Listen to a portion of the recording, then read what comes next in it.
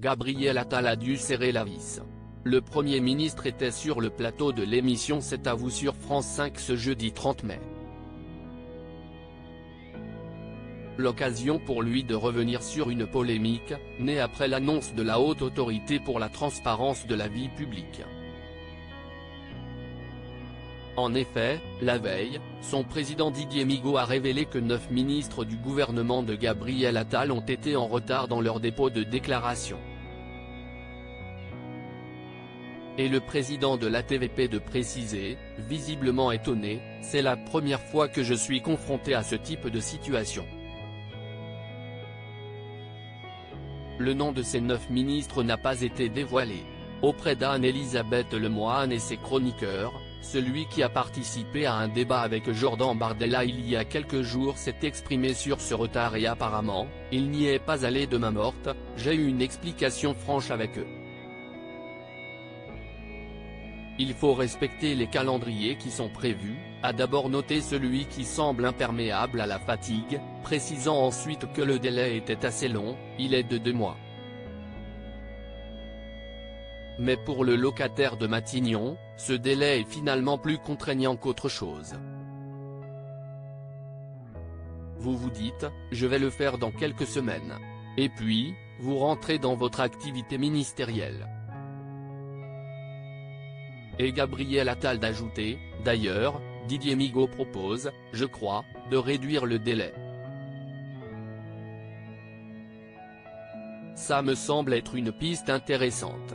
Qui sont les ministres du gouvernement Attal? Gabriel Attal offensif sur la campagne européenne. Le Premier ministre, à qui certains reprochent un manque de proactivité, a, par ailleurs expliqué qu'il avait choisi de s'occuper de son dépôt de déclaration dès qu'il a été nommé à Matignon. Je me suis dit, il faut le faire tout de suite. Je pense que plus le délai est court, plus on sait, quand on est nommé, qu'il faut le rendre tout de suite. Gabriel Attal a conclu sur le sujet en indiquant qu'il fallait que les déclarations soient conformes et que c'était le rôle de la haute autorité que de le contrôler.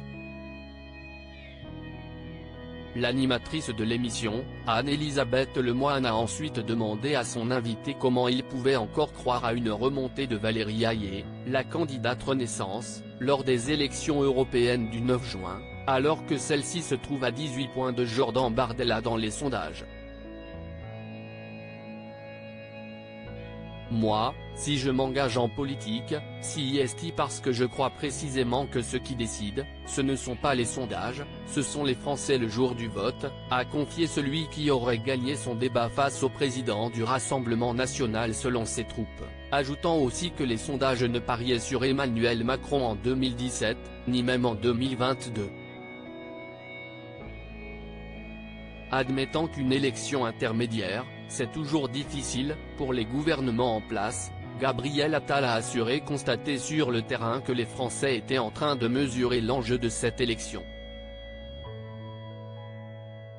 Article écrit avec la collaboration de 6 médias Crédit Photo, capture d'écran France 5.